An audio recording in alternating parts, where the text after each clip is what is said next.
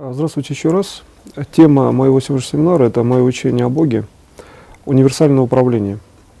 В данной теме я показываю, каким образом формировать сам импульс, именно таким образом, чтобы он был универсальным, то есть саму форму импульса, которая перед вами, например, в виде некой формы информации, сферы, предположим, и делать так, чтобы импульс при его реализации работал совершенно универсальным образом на любую структуру информации. То есть задача управления, вы формируете, собственно говоря, не управление как таковой самой задачей. То есть вы работаете вне системы задачи, а работаете только над формой промежуточного импульса. И импульс должен быть таким, чтобы независимо от структуры задач осуществлялось именно универсальное управление от первичного уровня управления, то есть уровня, который ближе всего к вам. В чем преимущество данной системы? Это в том, что вы, во-первых, меньше тратите времени тогда для того, чтобы сделать управление, потому что вам достаточно сформировать только одну форму, которая, например, ближе всего к вам. И, во-вторых, вы получаете управление часто сразу многими задачами, потому что если импульс управляет универсально, то тогда получается, что вы можете решать сразу много разных задач. Часто задачи могут быть совершенно разного толка, типа и так далее. И, как правило, данная система управления, она достаточно хорошо реализовывается и очень практично, даже прагматично в плане, например, лечения заболеваний, потому что, как правило, лечение — это все-таки комплексное управление, где необходимо выявлять, например, какую-то конкретную систему управления, в то же время регулировать, например, ближе стоящие системы какие-то, или же, например, регулировать прогнозные системы одновременно. А прогнозные системы часто связаны с какими-то событиями человека, где, возможно, приходится регулировать еще и события. Поэтому получается многоракурсовое регулирование, которое включает в себя необходимость контроля по разному даже типу задач. И в связи с этим получается, что именно импульс универсального управления позволяет выстроить такое линейное управление от вас в бесконечную, например, форму управления, и дальше вы получаете уже фактически технологию вечного развития, где один импульс решает бесконечное количество задач. То есть если вы импульс по форме вытянете в форму бесконечного управления, именно управления бесконечностью, то получится, что вы реализовываете именно структуру вечного развития по отношению к себе и по отношению, например, к внешней реальности или к структуре самых именно таких, что ли, точных событий, которые необходимы, например, в реализации каких-то долгосрочных проектов или, например, в реализации каких-то тактических, то есть близстоящих по информации проектов и так далее. То есть именно самых все-таки пролонгированных проектов. То есть в данном случае точность — это пролонгация действия. И когда именно в действии бесконечности, когда вы начинаете эту систему рассматривать, то получается, что форма самого импульса должна быть выявлена предварительно в виде некой культуры света, аккумуляции света в той форме, что вы должны видеть, скажем так, это можно сравнить с тем, что есть, например, некая, например, можно так назвать, культура, да, такая, которая выращивается в виде вещества какого-то. Здесь я имел в виду управление, что культура света — это имеется в виду, что мы выращиваем как некое вещество свет. При этом первое свойство, аксиоматический принцип в данной системе, свет должен быть притекающим. То есть первый уровень управления, именно универсального, что свет должен фактически нарастать из внешней среды. И фотоны света фактически, они, имея более разветвленную форму, приходят в центр управления в виде точной системы. То есть фактически это, если смотреть отсюда, из центра управления, то свет из точки выходит и развивается в виде увеличение некого пучка света.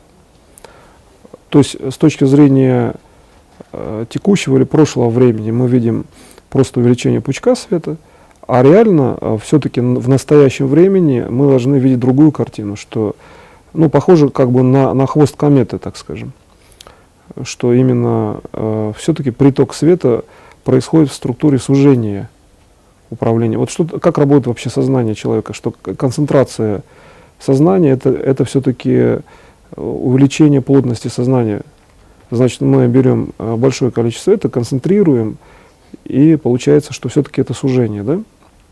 И чем мы больше как бы в плотности увеличим концентрацию сознания, тем мы точнее можем сделать управление за счет того, что просто мы количество света увеличиваем в точке управления.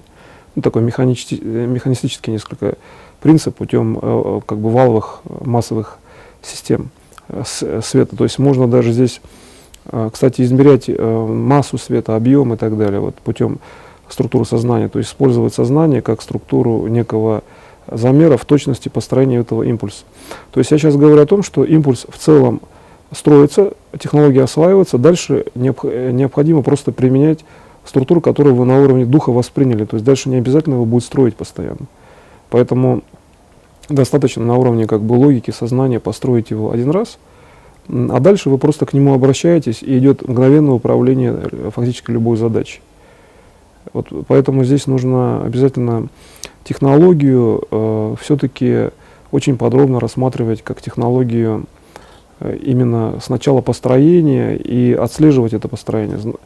И вот когда мы уже делаем первый уровень, то есть сначала смотрим на тот свет, который как бы притекает, то есть собирательный уровень света, дальше мы должны в структуре своего сознания, восприятия выйти на уровень, значит, вот этих как бы сегментообразных систем света, то есть из точки концентрации вот свет в некий сток все время стекает, да, этот сток это есть центр этой формы управления, универсального управления.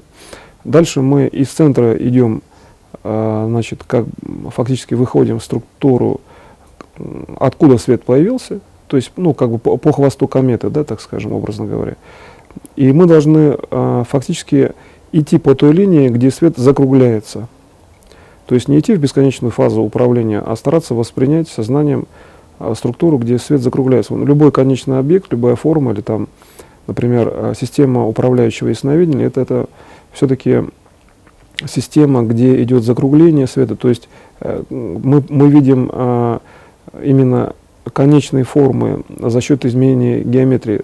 Бесконечная величина становится конечной за счет того, что мы можем волевым уровнем изменить структуру света. И в данном случае, кстати, технология она достаточно проста. Надо только вот выявлять именно геометрию управления, а потом синхронизировать со структурой души, духа и сознания. То есть мы в логике, в структуре сознания работаем, например, как делает Бог с точки зрения равенства объектов информации. У него для души, духа и сознания объекты всегда равны. То есть он для себя делает одновременно одинаково, так скажем. То есть он может сделать, например, душой, может сделать духом, сознанием, и у него появляется одна и та же система управления.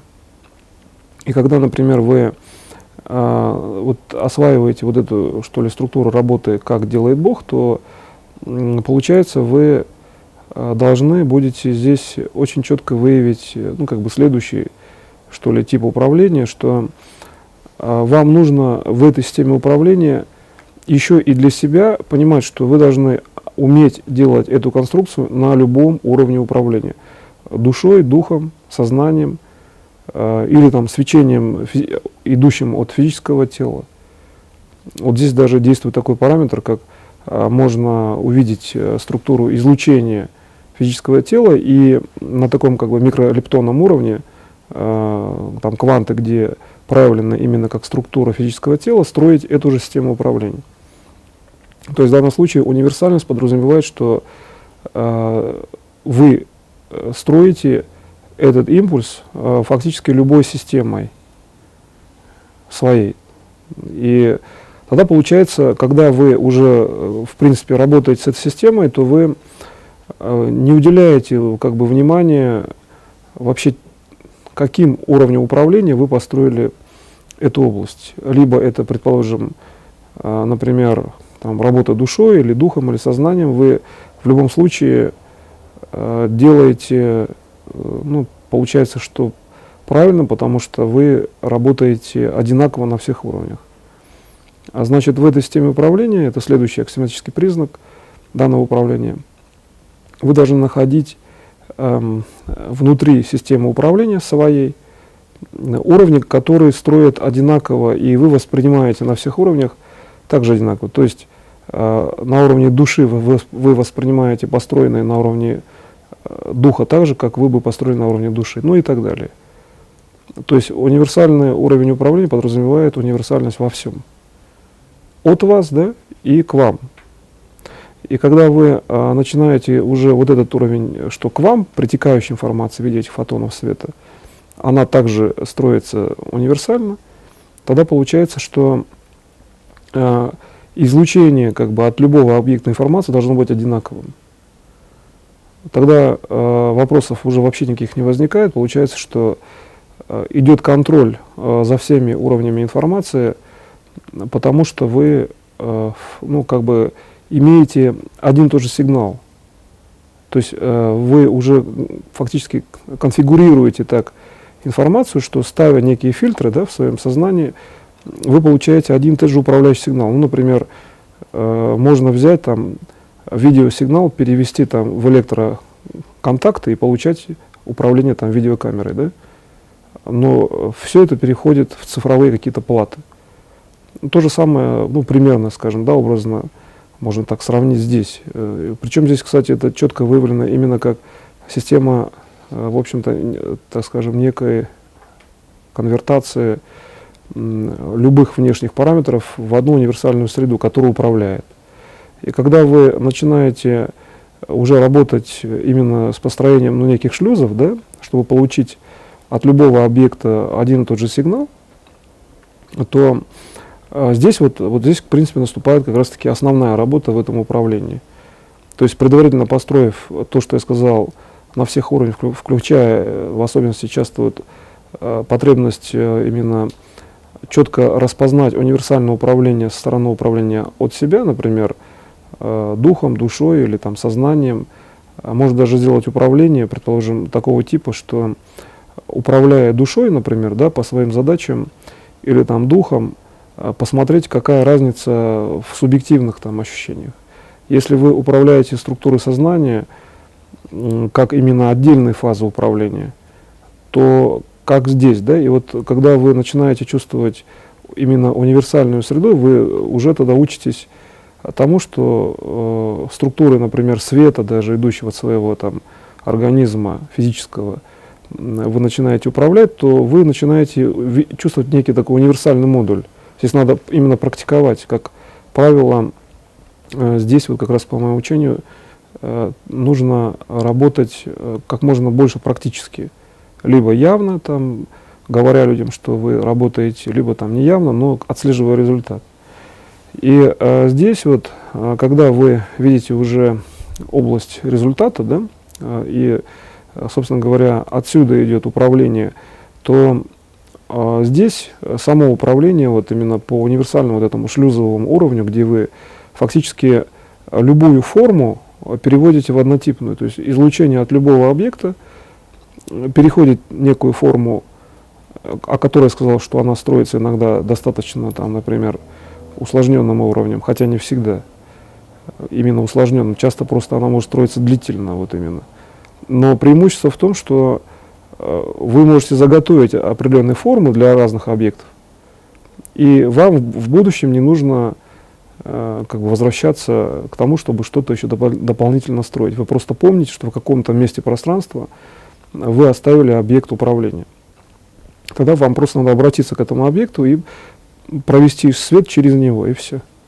Например, считать, что лечение, да, там, людей, это где-то находится, ну, где-то здесь, вот область информации, там, лечение животных, это может быть там в 5 сантиметрах правее где-то, восстановление растений где-то там рядом и так далее. И вы эти области помните. Или управление там тем, чтобы не было землетрясений там, с разрушительной силой. Это какая-то третья область. И что, кстати, здесь достаточно интересно, что это достаточно близко к уровню лечения людей. Здесь можно понаблюдать, какая область к чему близка, вот как объективизируются эти законы, вообще говоря, в информации. И смотри, какие силы в этом случае, или какие оптические законы, и как они как бы взаимодействуют, распределяются в системе управления. Потому что в каждой области свет работает по-разному. Например, в случае лечения людей свет работает как некий, так скажем, концентратор, то есть по подобию тому, как работает сама область первичная. То есть свет втекает как бы в структуру стока некого, да, центра. В случае, например,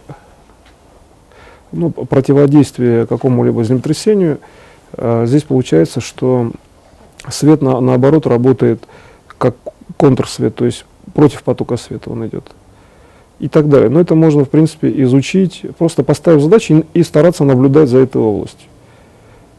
Например, если мы берем лечение, или там восстановление растений там, от заболевания растений, да, тогда получается, что здесь в виде отдельных просто неких таких корпускул свет сегментами периодически как бы исходит от листка растения. Если вот зафиксировать свет в нужной точке, то можно, то есть не дать ему уйти вот с этого листочка и так далее. То есть здесь можно, получается, что в общем-то, изучить природу взаимодействия объектов и уже на них построить уже еще более общий универсальный уровень управления. Что требуется в управлении событиями?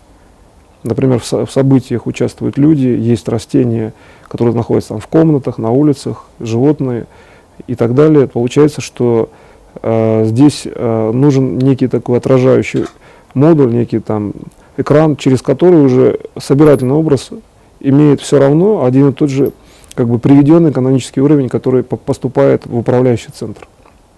И самый простой уровень построения этой системы в оптике, вот я сейчас все-таки больше геометрию описываю в управлении, хотя здесь, чтобы вот дотянуться как бы, да, до уровня отдаленного управления там, на бесконечность, нужно часто работать именно душой человека. Вот здесь вот уровень души, он резко упрощает управление, то есть нет тяжести объекта управления.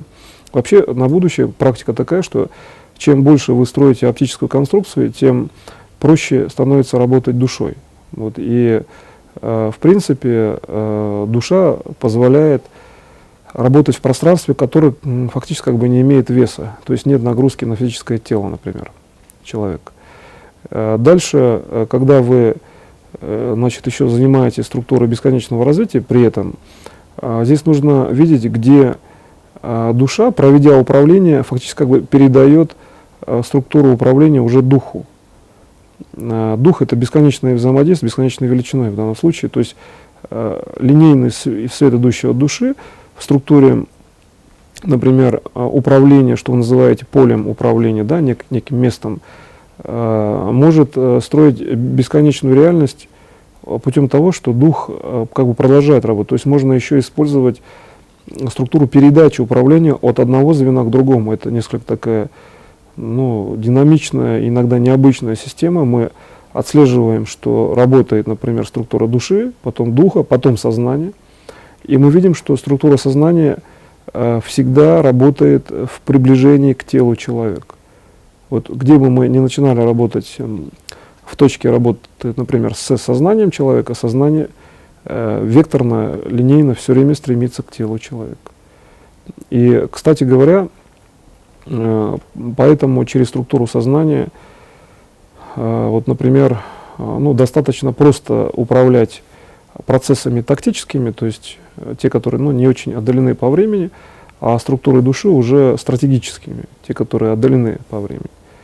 И чтобы гармонично управлять структурами отдаленными по времени или там приближенными, получается, что нужно обязательно здесь, фактически вот промежуточную фазу событий также строить через своеобразные фильтры. То есть сама гармония — это есть некая слаженность управления. И вот это универсальное управление очень помогает, чтобы построить промежуточную систему ну, структурой сознания, например, да?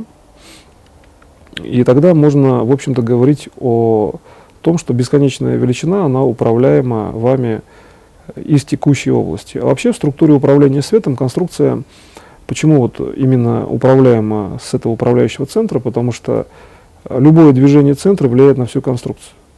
И, в общем-то, здесь мы видим такой уровень, что нам нужно, построив такую вот, ну, что ли, оптическую среду, суметь сделать так, что вот фиксация этой точки, то есть наш уровень просто как бы проходит через этот, что ли, свет, уровень сознания, вот, который определяет необходимость запуска, да, этого импульса управления. И все, и происходит активация этого универсального управления. То есть мы ничего не должны двигать более. То есть в одном импульсе вот мы решили свет сознания там, или интегрированный свет души и сознания, без разницы, любой фотон света или волну света, которая идет уже от вас. Значит, как только вы эту волну запускаете на этот сегмент, эту форму управления, вы получаете уже универсальное управление. То есть любой свет попадает в систему неких фильтров, шлюзов и попадает в жесткую среду, которая является универсальной с управляющей точки зрения. Вот, например, Богу достаточно, например, импульс один реализовать, и реализуется весь мир. То есть здесь получается у него один импульс равен всем частным и общим или там каким-то глобальным системам. Получается, что здесь именно вот перераспределение света, вот как свет из одного места переходит в другое, как он меняет свойства, например, да, и форму, это очень, в общем-то, специальная задача. И, кстати, здесь заложена очень мощная технология лечения людей.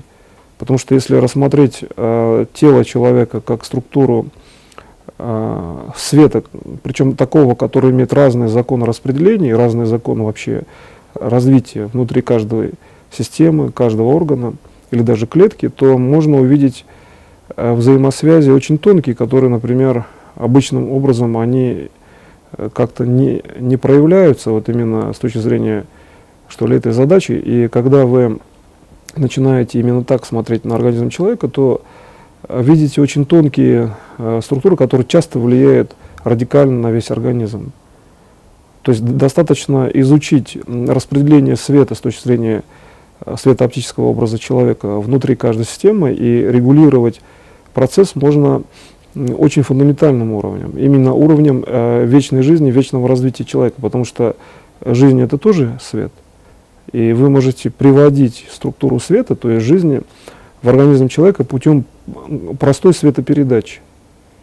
Тогда получается лечение вообще само по себе, это выглядит, в общем-то, просто то, что вы изучаете структуру функционирования света, например, можно изучить в сердце человека.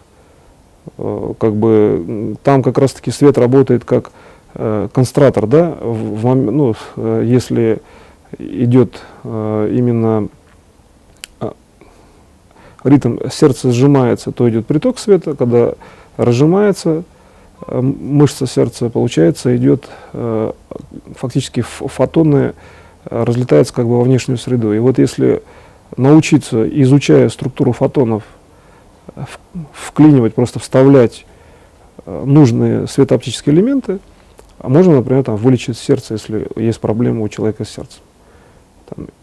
И в принципе можно сделать, если там научиться регулировать эту систему в идеальной системе координат, как бы, то можно сделать структуру развития сердца вечным, то есть просто делается, например, сердце вечным.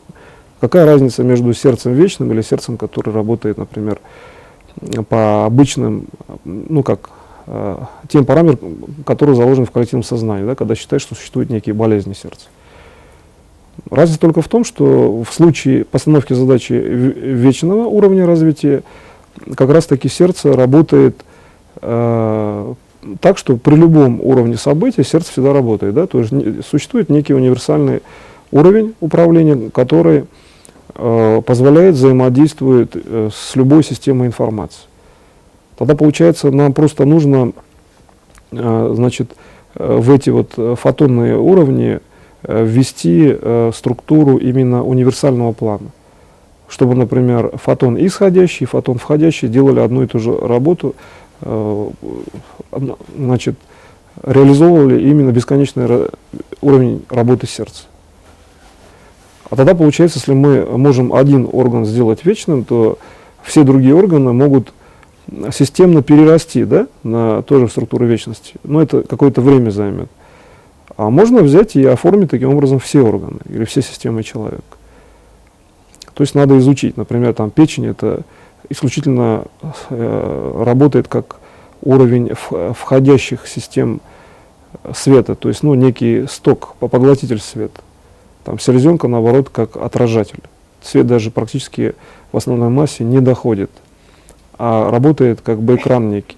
То есть законы распределения близки к системе отражения. Вот некое стекло, 95% отражается, 5% доходит до ткани там, селезенки и так далее.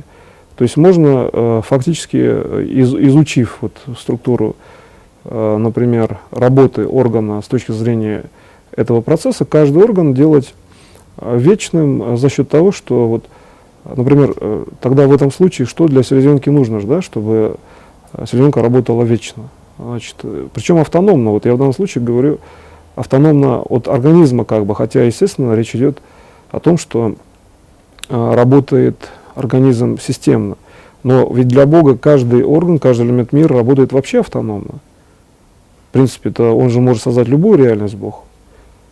Получается, что мы можем создать любую систему автономно, то есть вылечить какой-то отдельный орган, отдельную клетку, а при этом, в принципе, например, сам факт, то, что это происходит в целом организме, это есть структура просто души, то есть тело — это часть души.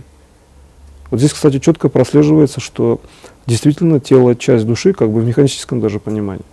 То есть, работая над отдельными системами, мы можем автономно над ними работать, а тем не менее тело сохраняет целостность.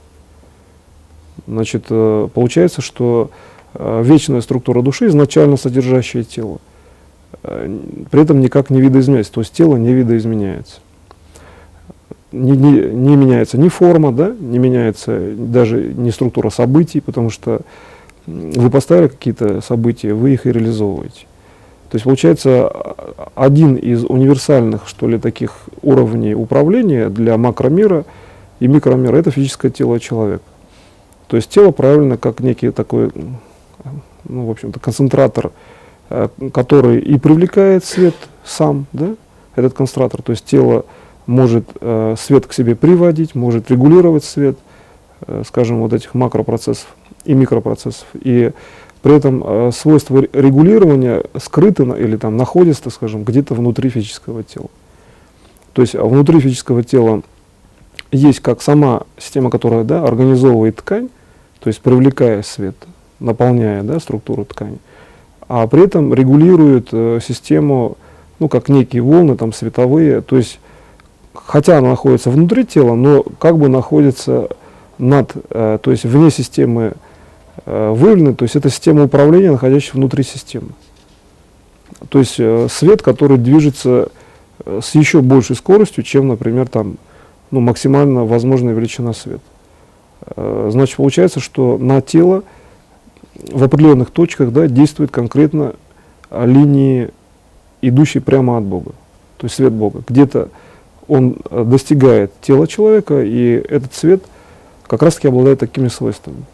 То есть он регулирует эти процессы, находясь вне пространства физического тела, так скажем, да, хотя находится внутри. И когда мы начинаем эти области искать, например, да, находить внутри тела, а в принципе любой человек, кстати, повнимательно, если позанимается по светооптике, он может выявить такие точки. Они периодически меняются, но часто длительное время, особенно в детстве, они сохраняются примерно в одном месте. И когда вы начинаете двигать это понятие, собственно говоря, через него работать, то дальше, например, становится, в общем-то, понятным, например, почему если так вне физиологии или биологических принципов развития человека, почему человек растет с точки зрения светооптики. Если такие точки сохраняются длительно в одном месте, то получается свет становится более расконцентрированным именно с одного места. То есть Вот эти вот расходящиеся фотоны медленно наполняют пространство, да? Человек растет. Если они более подвижны, то точки не успевают наполнить пространство, человек прекращает расти. То есть вот они переместились в какое-то место, только начинается наполнение, они взяли еще переместились и так далее. То есть они начинают выполнять какую-то другую задачу, да, то есть в какой-то момент человек перестает расти, если мы, предположим, абстрагируемся, не будем считать, что существует там сила тяжести, что какие-то эволюционные принципы определяют рост человека, а просто рассмотрим как бы оптическую такую вот модель в структуре своего сознания, то получается, что должны существовать какие-то, ну, как бы некие параметры, вот, которые именно вот в таком-то уровне, что ли, роста человека фиксируют, да? Ну, например, там, не больше 2 метров в целом, да, так скажем. Значит, или там ближе к максимальному уровню роста. Почему так происходит? То есть некие существуют вот именно некие такие шлюзы, ограничивающие, не в плане там ограничения человека как личности, в данном случае опять надо четко понимать и вводить духовный смысл понимания. Это, не, естественно, не ограничение там, человека, а что вот именно конкретная форма определяет как бы для каждой личности наиболее идеальную форму взаимодействия со всем пространством фактически, да, и со всем временем. Ну, некий такой идеальный центр управления, универсальный, там, автономный, именно тот, который, вот, собственно говоря, работает в этой бесконечной информации. Ведь если мы, например, рассмотрим просто вот физическое тело человека, вообще личность человека, где есть душа, дух, сознание, тело, ну и какие-то иные там величины, соответствующие человеку, как он себя понимает. Часто мысли, форма человека — это уникальная система для личности человека. И то в световом потоке, где огромное там количество света, этот свет существует в такой достаточно благоприятной форме, да? Получается, что здесь вот именно как раз-таки действует уровень универсальных систем взаимодействия со всей внешней реальностью. То есть, если рассматривать такую жесткую модель Вселенной, где любое действие — это есть действие на макросвет, и последствия распределяются по всем системам управления, любое частное событие содержит ваше любое действие, даже любую мысль, да? Вернее, действие от вашей любой мысли, то получается, что это действие или там даже содержание любой мысли, вы можете даже увидеть свою любую мысль в любом событии, ответвление любого события, то получается, при такой сложной системе взаимодействия существует какой-то внутренний механизм, некий гармонизатор, который, конечно, связан с Богом, то есть напрямую вот именно в личностном плане, то есть личностное понимание Бога, и фактически поэтому человеку уже передан механизм такого управления и регулирования. Переданы они и другим объектам реальности, там, животным, растениям и так далее. Поэтому, кстати, по уровню работы в телепатии животные вполне могут дойти до уровня контакта с человеком, там, например, да? И растения тоже. То есть однотипный уровень развития любой системы информации. Это вкладывается в эту позицию именно вот этих уровней, идущих от Бога. И когда вы эти уровни начинаете видеть, да, вот эту бесконечную стезю, ну, как некий там Млечный Путь, который на фоне там звездного неба, он дает такую определенную, ну, своеобразную концентрацию в структуре сознания, где видно, что количество материи как бы, ну, как бы считается больше, да, на визуальное восприятие в определенном месте, и законы там, в принципе, могут быть какие-то иные, да, раз больше. Когда, например, мы рассматриваем определенную систему личностного плана управления, когда мы переводим на личность, на структуру развития души бесконечности, вот эти узловые базы всем, о которых я сказал в оптическом выражении, они начинают фактически переходить на уровень именно, ну, как бы управления от личности. То есть гармония личности, например, определяет гармонию во всем мире в этом случае. То есть Бог, который изначально, он просто идеально гармоничен по отношению там, к себе, да, и ко всей реальности, он создал мир благодаря тому, что вот эта вот идеальная гармония, она изначально находилась на уровне как бы бесконечного будущего и в нем самом. То есть он уровень определенной неразрывности личности и бесконечных событий. То есть человек любые события бесконечные чувствует как гармонию развития своей собственной личности. Такое, кстати, в детстве достаточно часто встречается у людей. Ну и у тех, кто сохранил, например, уровень гармонического развития как систему там, своих задач, например, или сознательно ставит и работает там, в тренинговом уровне. Тогда получается, что когда вы, например, видите эту систему, то управление, например, какими-то бесконечными задачами, которые на бесконечном удалении, это достаточно простая величина. Любая промежуточная система между вами и управляющей средой, это есть вот этот универсальный импульс, но который имеет бесконечную форму.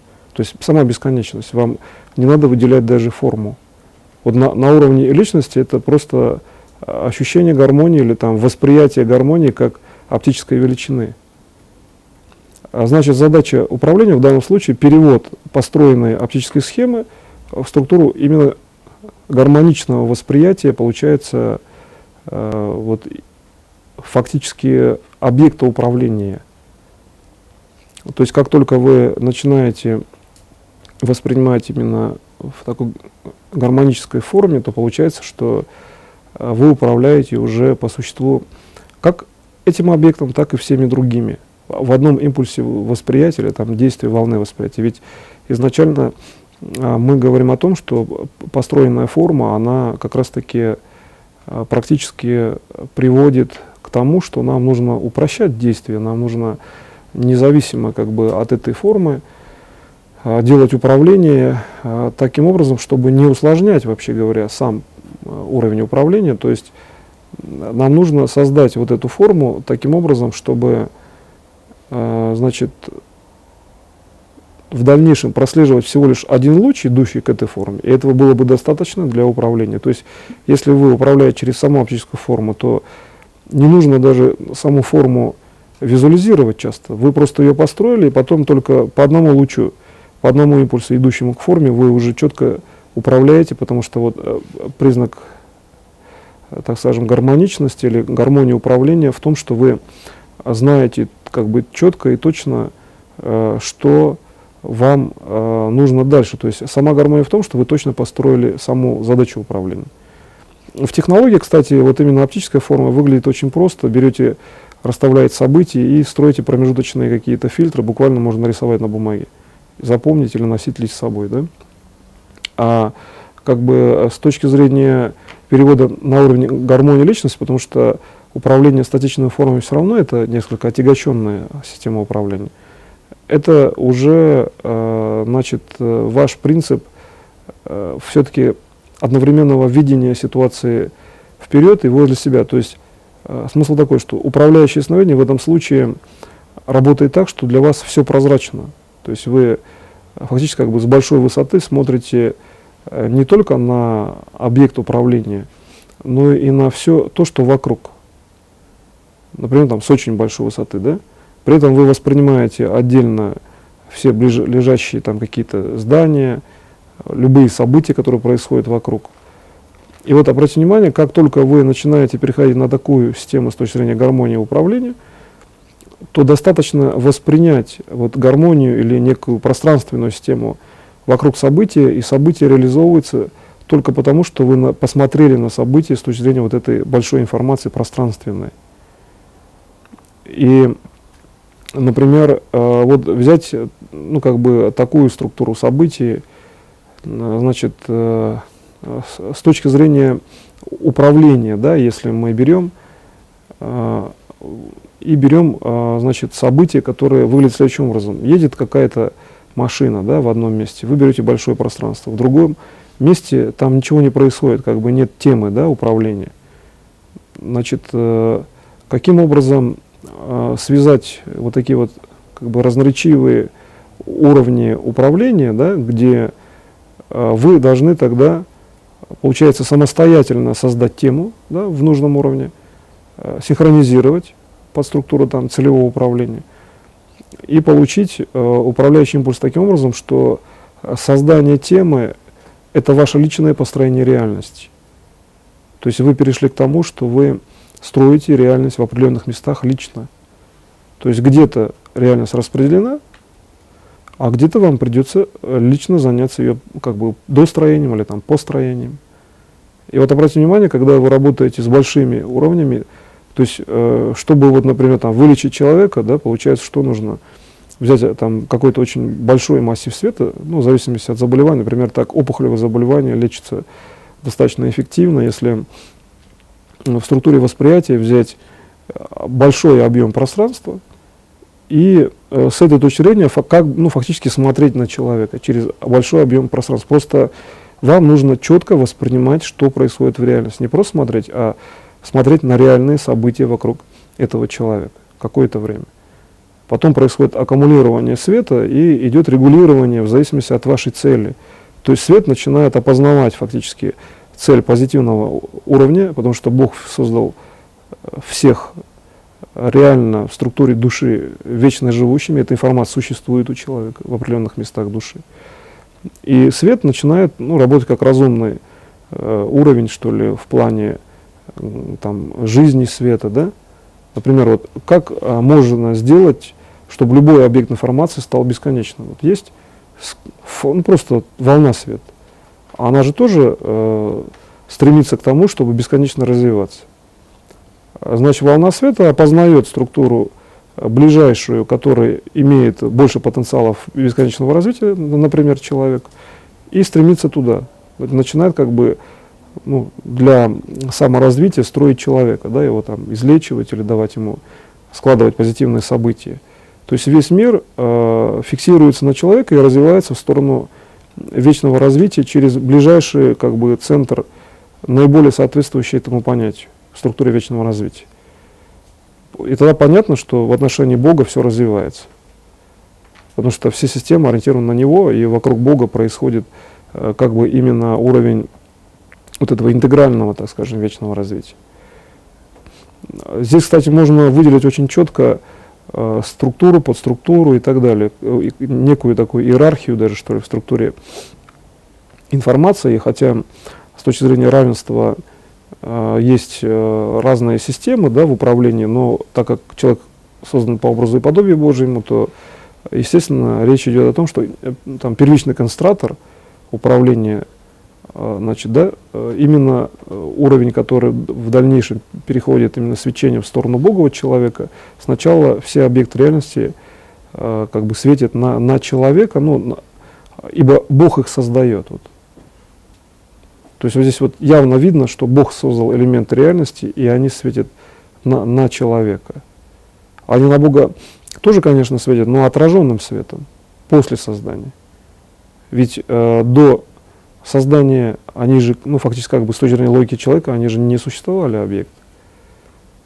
И получается, что человек создан изначально, да, до всех объектов реальности. То есть Бог само создался именно в человеческом теле. Такой как бы логический вывод получается. Значит, а дальше, когда вы начинаете делать управление уже исходя из такого типа знаний, вы видите, как вот, как бы привлечь вот этот, что ли, живительный свет, да, или свет стремящийся, свет понимающий, свет, который в принципе ищет структуру развития определенную.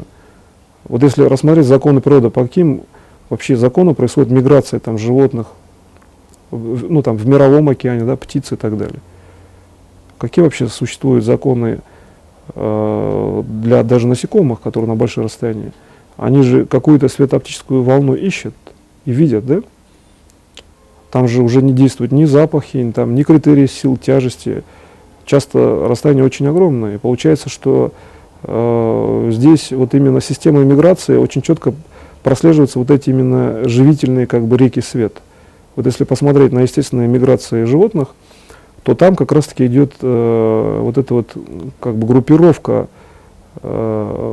такая вот этих линий света, линий жизни, или как бы, в общем-то, можно сказать, что концентраторы жизни в первичном понимании, как некая такая рассеянная форма света, она очень правильна в теме миграции животных.